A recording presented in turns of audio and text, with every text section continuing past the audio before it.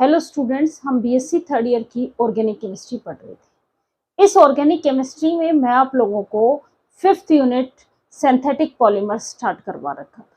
Last video lectures में हम इस यूनिट में से स्टीरियो केमिस्ट्री ऑफ पॉलीमर से स्टडी किया था। आज के वीडियो लेक्चर्स में हम दो टॉपिक कवर करेंगे, फिजिकल प्रॉपर्टीज ऑफ पॉलीमर्स और प्लास्टिक के 3 सब कैटेगरीज। ये जो टॉपिक्स हैं ये आपके नॉर्मली थ्योरेटिकल टॉपिक्स हैं, आसानी से समझ में आ जाएंगे। और ये इन क्वेश्चंस, ये वाले जो टॉपिक्स हैं इनमें से शॉर्ट नोट पे क्वेश्चंस आता है, वो आप आसानी से कर पाओगे। चलो स्टार्ट करते हैं फिजिकल प्रॉपर्टीज ऑफ पॉलीमर्स से।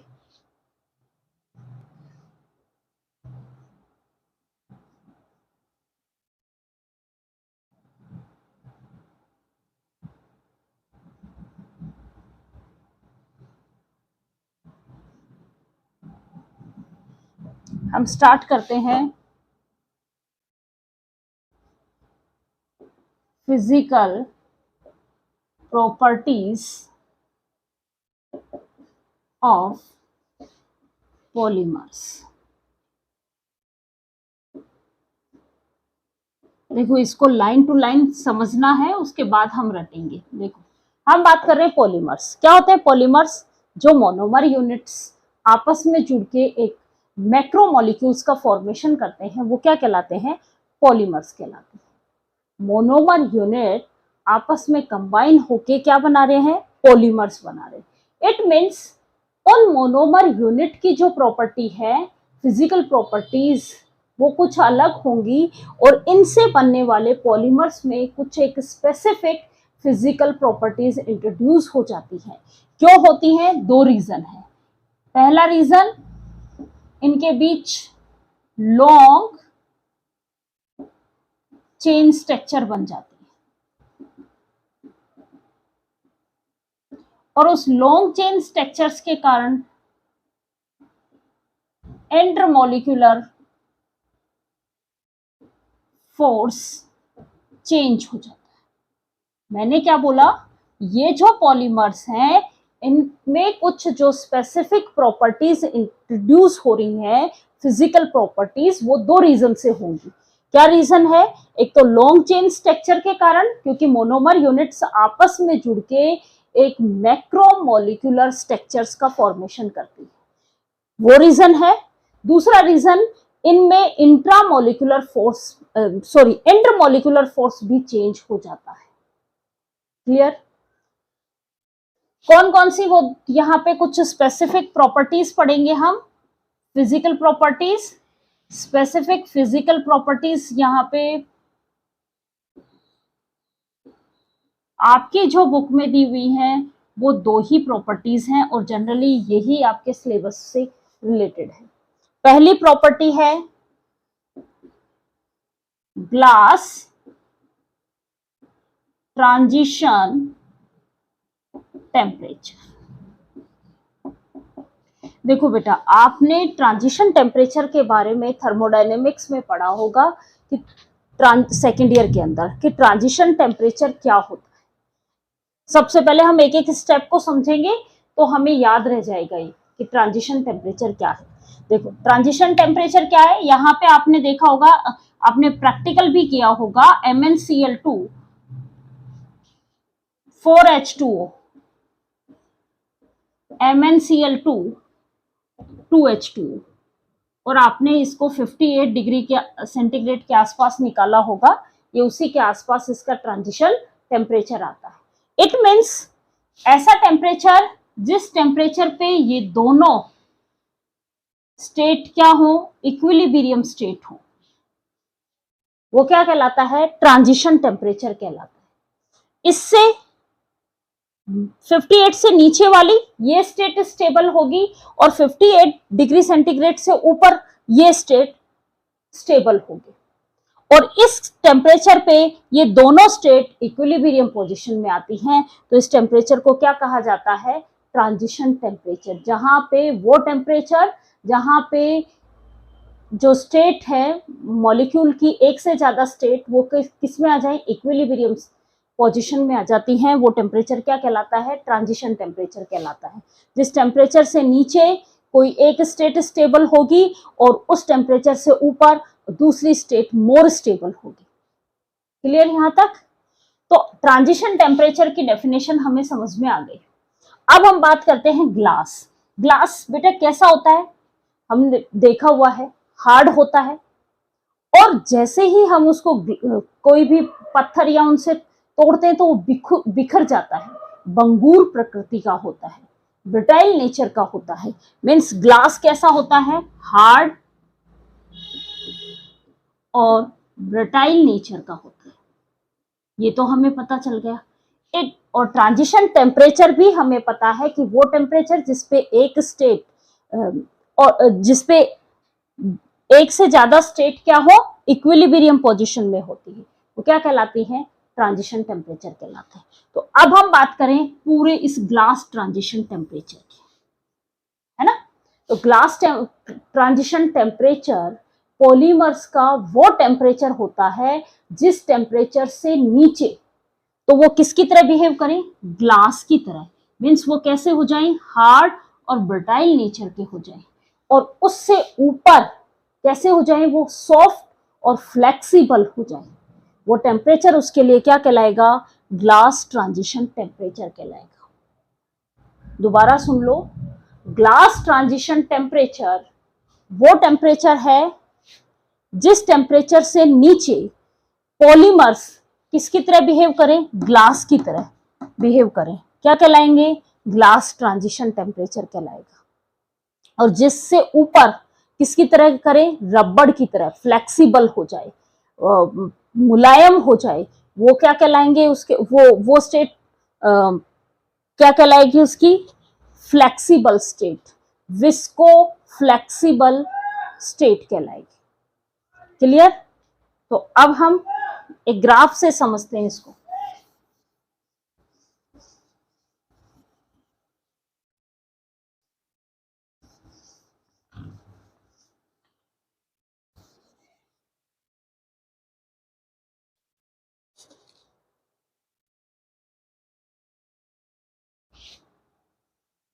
ये आपका टेम्परेचर है, ठीक है? यहाँ पे मैं दो स्टेट बना रही हूँ, ध्यान से देखना, और दोनों स्टेट को हम एक एक करके समझेंगे। इस टेम्परेचर को मैंने टीजी कहा और इसको मैंने टीएफ कहा। एक एक करके बता दूंगी। Clear? TG glass transition temperature,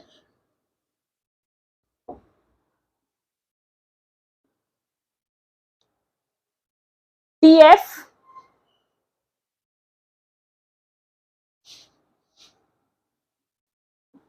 visco fluid temperature, visco fluid temperature. क्या कहा? इस temperature glass temperature transition temperature से नीचे यहां पे कैसा होगा पॉलीमर? इससे नीचे टेम्परेचर पे कैसा होगा? हार्ड होगा और ब्रिटाइल नेचर का होगा। हार्ड होगा और ब्रिटाइल नेचर का होगा।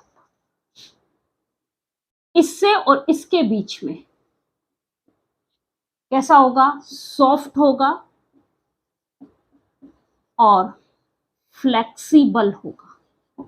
मीन्स रबड़ की तरह होगा, फ्लेक्सिबल होगा। क्लियर? और इससे ऊपर कैसा होगा? वो मेल्ट हो जाएगा। क्लियर यहां तक की बात? अब इससे नीचे वाले स्टेट जहां पे पॉलीमर्स कैसे हो? हार्ड और ब्रिटाइल नेचर के होते हैं, उस स्टेट को हम क्या कहेंगे? Glassy state. किसकी तरह बिहेव कर रहा है? ये ग्लास की तरह, इसलिए स्टेट कौन सी कहलाएगी? ग्लासी स्टेट कहलाएगी। पॉलीमर्स ग्लास ट्रांजिशन टेम्परेचर से नीचे होंगे तो वो किसकी तरह, कौन से स्टेट में होंगे, ग्लासी स्टेट के अंदर कहलाएंगे। Clear? Glassy state, glassy transition temperature और विस्को फ्लूइड टेम्परेचर, इनके बीच में यदि रहेंगे तो वो विस्को इलास्टिक स्टेट कहलाएगी। कौन सी कहलाएगी? Visco elastic state. अब देखो इस स्टेट को नाम भी हम यही याद कर लेंगे। देखो यहां तक वो कैसे हो गए थे, फ्लेक्सिबल। फ्लेक्सिबल मीन्स उसमें इलास्टिसिटी आ गई, तो कौन सी स्टेट बोला हमने, इलास्टिक। अब जैसे ही फ्लेक्सिबल होंगे उनमें हल्का सा मूव फ्लो करने की टेंडेंसी आएगी, मीन्स कैसे बन गए वो, विस्को इलास्टिक स्टेट कहलाएंगे। क्या कहलाएंगी वो, विस्को इलास्टिक स्टेट कहलाएंगे। क्लियर? अब इससे ऊपर और ज्यादा हम उनको हीट करते हैं तो वो क्या हो जाते हैं, मेल्ट हो जाते हैं। मेल्ट होते ही लिक्विड की तरह बिहेव करेंगे, और लिक्विड को हम क्या कहते हैं, फ्लूइड। लिक्विड को क्या कहा जाता है, फ्लूइड। तो बहने वाली टेंडेंसी है, फ्लो करने की टेंडेंसी है, तो क्या होगा, विस्को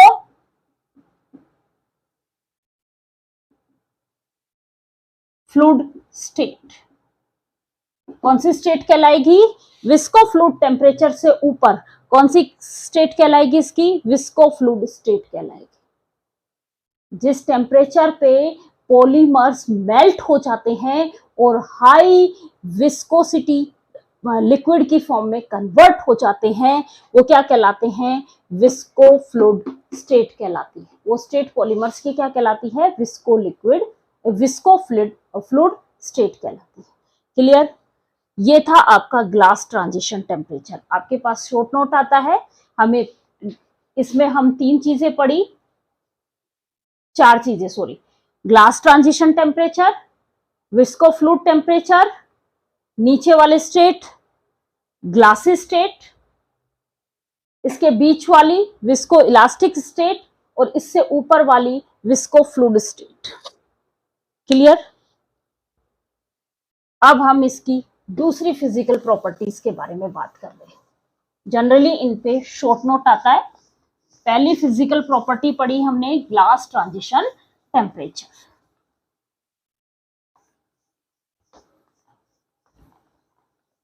कौन से टेम्परेचर पे वो किस तरीके से बिहेव करता है, ये डिफाइन कर रहे हैं। दूसरी प्रॉपर्टी है क्रिस्टलिनिटी।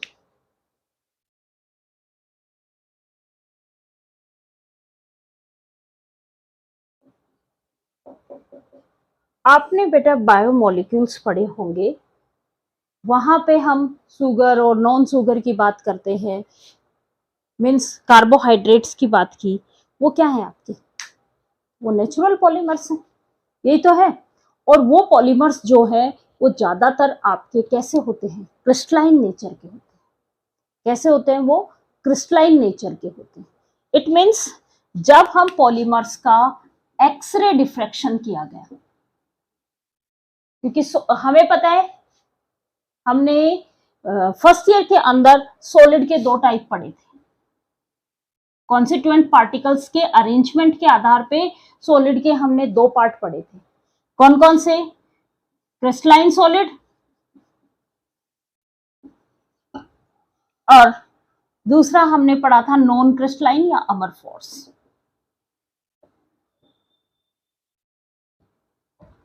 क्रिस्टलाइन सॉलिड्स में कहा था कि कॉन्स्टिट्यूएंट पार्टिकल्स का अरेंजमेंट जो है वो रेगुलर अरेंजमेंट होता है। कॉन्स्टिट्यूएंट पार्टिकल्स का रेगुलर अरेंजमेंट होता है। इसके कारण हमने यहाँ पे इनके मेल्टिंग पॉइंट स्टडी किए थे और इनके कूलिंग कर्व स्टडी किए थे। यहाँ पे हमने क्रिस्टलाइन में तो कूलिंग कर्व को कहा था डिसकंटिन्यूअस, और नॉन क्रिस्टलाइन के कूलिंग कर्व कैसे होते थे, कंटिन्यूअस होते थे। यहाँ पे हमने कहा कि क्रिस्टलाइन सॉलिड्स का मेल्टिंग पॉइंट जो होता है, मेल्टिंग पॉइंट वो कैसा होता है, शार्प मेल्टिंग पॉइंट होता है, जबकि नॉन क्रिस्टलाइन सॉलिड्स का जो मेल्टिंग पॉइंट होता है वो ब्रॉड मेल्टिंग पॉइंट होता है। बहुत सारी जगह पे हम प्रैक्टिकल्स के अंदर आपके स्टार्च दिया जाता है और आपको कहा जाता है कि इसका मेल्टिंग पॉइंट बताओ, तो आप कहते हो कि इसका तो हम डिटरमाइन ही नहीं कर सकते। बाकी सब के सब कैसे थे? क्रिस्टलाइन सॉलिड्स थे, है ना। हम बात कर रहे हैं स्टार्च की। स्टार्च आपका जो होता है वो नॉन क्रिस्टलाइन सॉलिड होता है, इसलिए हम उसका जो मेल्टिंग पॉइंट है वो बहुत ही ब्रॉड मेल्टिंग पॉइंट होगा, और उस ब्रॉड मेल्टिंग पॉइंट के कारण हम उसको डिटरमाइन नहीं कर सकते। ब्रॉड का मतलब है जब वो मेल्ट होना शुरू होता है तब, और जब वो कंप्लीट मेल्ट हो जाता है उस टेम्परेचर डिफरेंस में बहुत ज्यादा डिफरेंस आ जाता है। इट मीन्स हमें, और शार्प का मतलब क्या है? जब वो मेल्ट होना शुरू हो और जो कंप्लीट कंपाउंड मेल्ट हो जाए, उसमें आपका मुश्किल से 0.5 का डिफरेंस हो जाना चाहिए। 0.5 टेम्परेचर जैसे इंक्रीज किया, पूरा का पूरा एक साथ मेल्ट होना चाहिए। इट मीन्स उसका कैसा है? शार्प मेल्टिंग पॉइंट है।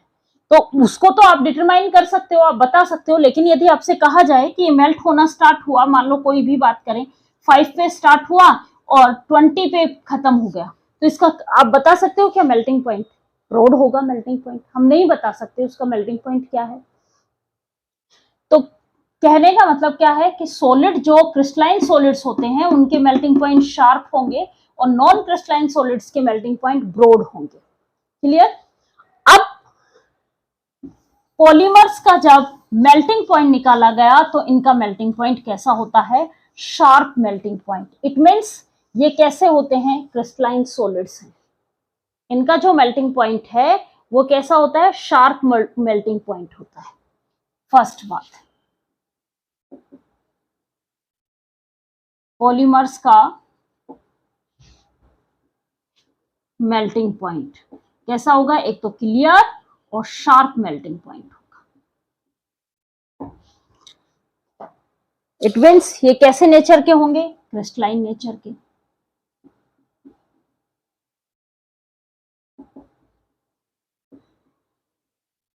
दूसरा, जब एक्सरे डिफ्रैक्शन से, एक्सरे डिफ्रैक्शन के पैटर्न से इनमें क्या आया? एक रेगुलर अरेंजमेंट मिला। क्या मिला? Regular arrangement. आपने वहां पे फर्स्ट ईयर सॉलिड स्टेट में बहुत सारी टेक्निक्स पढ़ी होंगी क्रिस्टल्स को डिफाइन करने की।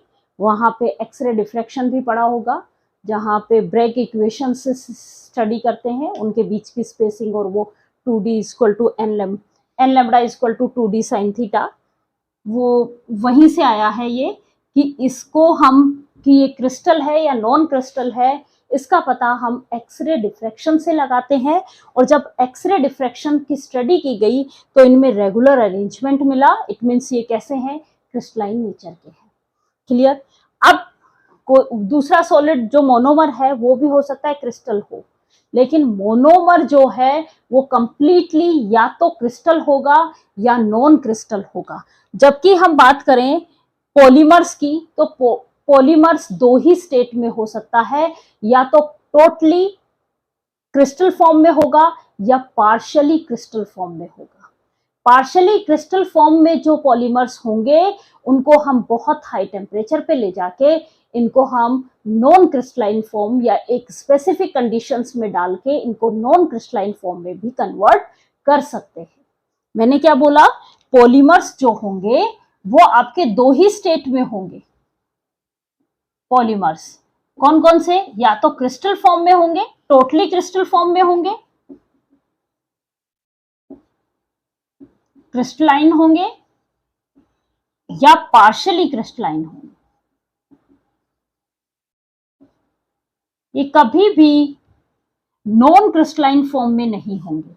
नॉन क्रिस्टलाइन फॉर्म में बनाने के लिए इनको एक स्पेसिफिक कंडीशंस में डाला जाता है, तब ये नॉन क्रिस्टलाइन फॉर्म में कन्वर्ट होंगे।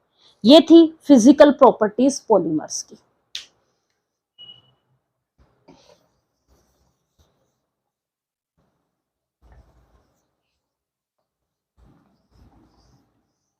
अब हम बात करते हैं प्लास्टिक। एक सिंथेटिक पॉलीमर्स है, फ्लेक्सिबिलिटी होती है, मीन्स उसमें इलास्टिसिटी होती है, सॉफ्ट होता है,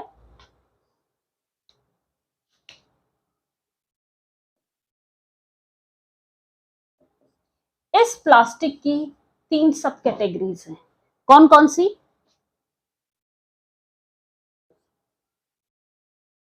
थर्मोप्लास्टिक,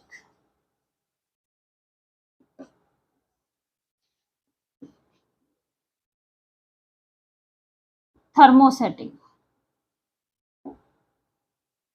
और थर्ड कैटेगरी है इलास्टोमर। देखो, पहले हम इन दोनों की बात करते हैं। देखो, प्लास्टिक को अभी मैंने क्या बोला? सॉफ्ट होता है। प्लास्टिक की बोटल्स, पॉलीथीन्स, ये सब क्या है? प्लास्टिक है। सॉफ्ट होता है, फ्लेक्सिबल होता है।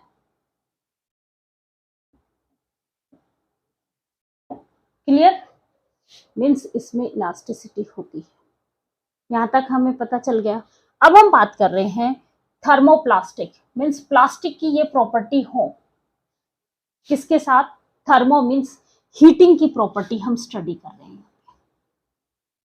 ठीक है, मैं एक एक चीज को आपको खोलते हुए बता रही हूं। थर्मो मीन्स हीट, एनर्जी का फ्लो ही तो देखते हैं हम थर्मोडायनेमिक्स में। Thermo means heat, dynamic means flow. तो यहां पे भी ये थर्मो क्या है? टेम्परेचर से रिलेटेड है, हीट से रिलेटेड है। मीन्स हीट का इफेक्ट देख रहे हैं हम इन प्लास्टिक के पॉलीमर्स पे। अब फर्स्ट जो पॉलीमर्स की बात कर रही हूं, वो मैं बात कर रही हूं थर्मोप्लास्टिक पॉलीमर्स किसे कहेंगे। क्लियर? तो प्लास्टिक मीन्स सॉफ्ट और फ्लेक्सिबल नेचर होना चाहिए उसका। इट मीन्स ये रिसाइकिल हो जाना चाहिए। जब हम इनको हीट करें, पॉलीमर्स को हीट किया जाए, तो ये क्या हो जाए? मेल्ट हो जाए। ये क्या कहलाएंगे? थर्मोप्लास्टिक कहलाते हैं। इन पॉलीमर्स को हीट किया जाता है, मेल्ट की फॉर्म में लाया जाता है। उसके बाद जो इनको शेप चेंज करनी होती है, उस शेप में कन्वर्ट कर दिया जाता है। उसके बाद हम इसको आसानी से रिसाइकिल कर सकते हैं। यदि बॉटल्स आप कभी भी देखो, गैस के आसपास हमने कोई बॉटल छोड़ दी तो वो क्या हो जाती है? पहले मेल्ट हो जाती है आसानी से। मेल्ट होने के बाद वो जब वापस हार्ड हो सकती है। मीन्स ये प्रोसेस हम चाहे जितनी बार कर सकते हैं। कैसे? पॉलीमर्स को मेल्ट किया, शेप चेंज की, और इसको कूल किया। जैसे ही कूल करेंगे क्या हो जाएगा? ये हार्ड फॉर्म में कन्वर्ट हो जाएगा। ठीक है, वापस ये जो था इसको हम वापस क्या करें? हीट करें। हीट करने पे ये मेल्ट हो जाएगा। मेल्ट होने के बाद जो हमारी इच्छा है दूसरी शेप में चेंज कर सकते हैं। शेप चेंज हो सकती है इसकी, जो भी है, जिस भी मोल्ड में डालेंगे, या बॉटल बनानी है बॉटल में डालेंगे, जो भी शेप में चेंज करेंगे वो कर सकते हैं। ठंडा होगा, वापस हार्ड फॉर्म में आ जाएगा। मीन्स ये प्रोसेस हम कितनी भी बार कर सकते हैं। ये इसका नेचर चेंज नहीं होगा। ये गर्म करने पे मेल्ट हो जाएगा और ठंडा करने पे हार्ड हो जाएगा। क्लियर? इट मीन्स ये जो पॉलीमर्स होते हैं ये लीनियर चेन पॉलीमर होते हैं।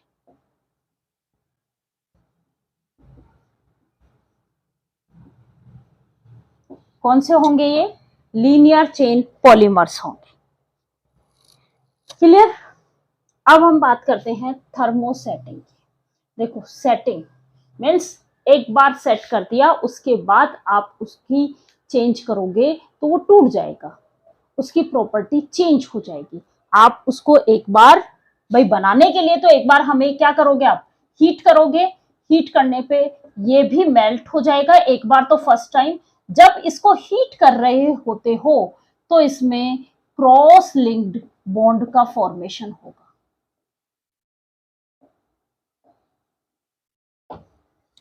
मीन्स ये जो पॉलीमर्स होते हैं ये क्रॉस लिंक्ड पॉलीमर्स होते हैं। अब क्रॉस लिंक्ड पॉलीमर है तो हम इसको और हीट देंगे तो ये जो बॉन्ड हैं जो इनके बीच में बने हुए हैं ये वीक है। जैसे हीट दी ये बॉन्ड ब्रेक हुआ, ब्रेक होने पे इसका नेचर चेंज हो जाएगा। मीन्स एक बार जो हीट दी और उसके बाद जो उसकी शेप चेंज कर दी वो उसी शेप में रहेगा। अब इसको हम रिसाइकल, ऐसा नहीं कि रिसाइकल नहीं होते हैं, लेकिन एक इसी प्रोसेस से रिसाइकल नहीं कर सकते जैसे इसमें किया कि इसको हीट किया, मेल्ट किया, दूसरी फॉर्म में चेंज कर दिया, फिर हीट किया, फिर मेल्ट किया, दूसरी फॉर्म में चेंज कर दिया। ऐसे इनका रिसाइकल नहीं होगा। इनको मेल्ट करने पे इनकी प्रॉपर्टी चेंज हो जाएगी क्योंकि इनके बीच में क्रॉस लिंक बॉन्ड प्रेजेंट होता है। क्लियर यहां तक चीजें?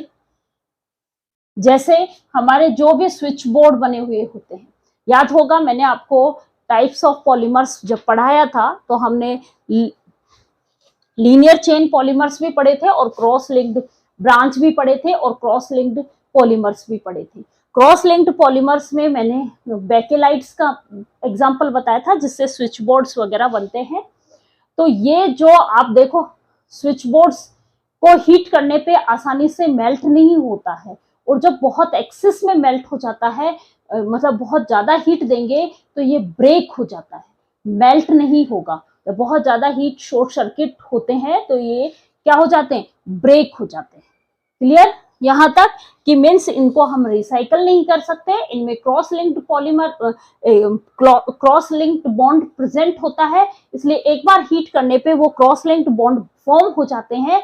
जब इसको ठंडा करने के बाद जो शेप दे दी उसी में रहेंगे। जब हम इनको दोबारा रिसाइकल करेंगे या कहें कि दोबारा हम इसको हीट करें और हीट करने पे ये मेल्ट फॉर्म में कन्वर्ट नहीं होगा, ये टूट जाएगा क्योंकि इसमें क्रॉस लिंक्ड बॉन्ड क्या हो जाते हैं, टूट जाते हैं।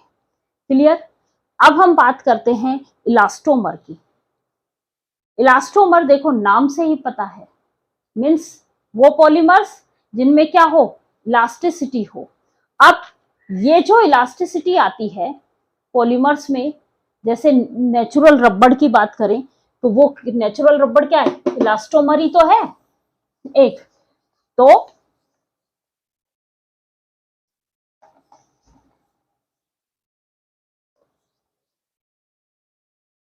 इलास्टोमर में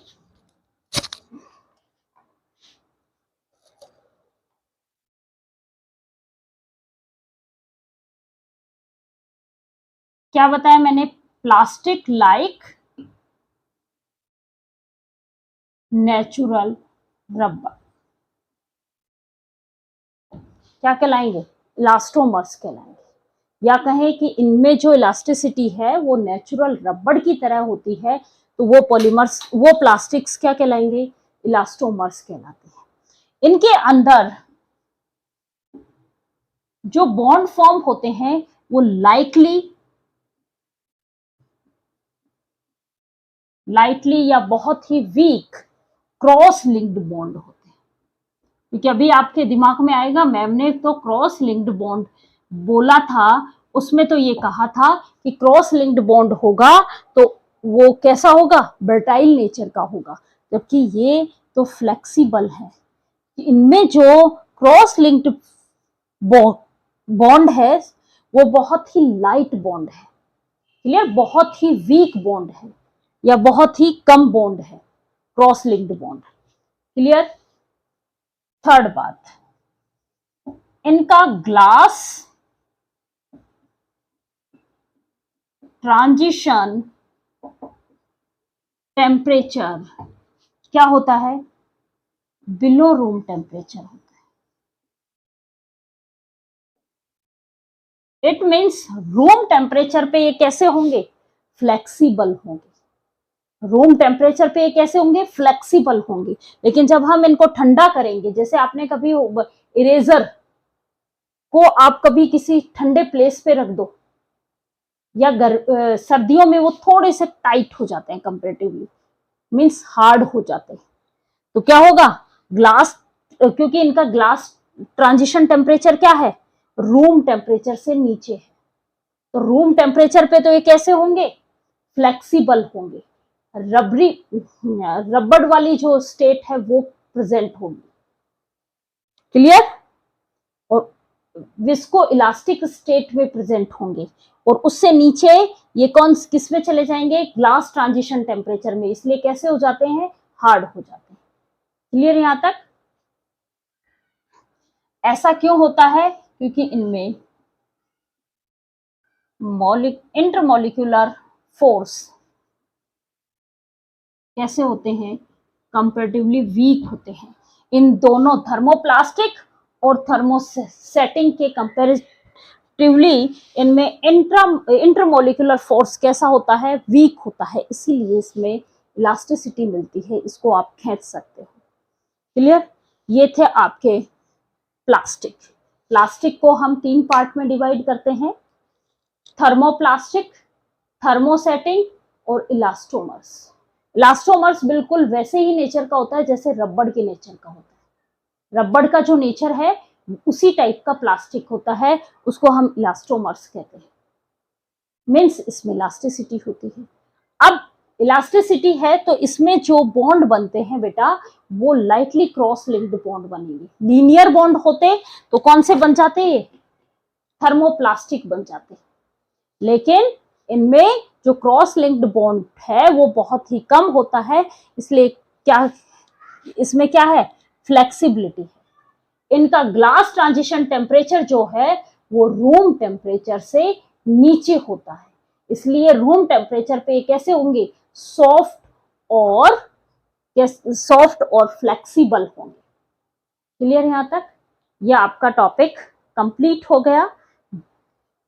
नेक्स्ट क्लास में हम बार बार रबड़ की बात कर रहे हैं, तो नेक्स्ट क्लास के अंदर हम रबड़ के बारे में स्टडी करेंगे, नेचुरल रबड़ की स्टडी करेंगे। आप लोग इस चैनल को सब्सक्राइब कर लीजिए और अपनी फ्रेंड्स के साथ शेयर कीजिए। आज के बाद आप लोगों को कंटिन्यू जो भी बचे हुए आपके लेक्चर्स हैं वो कंटिन्यू मिलेंगे। Thank you students.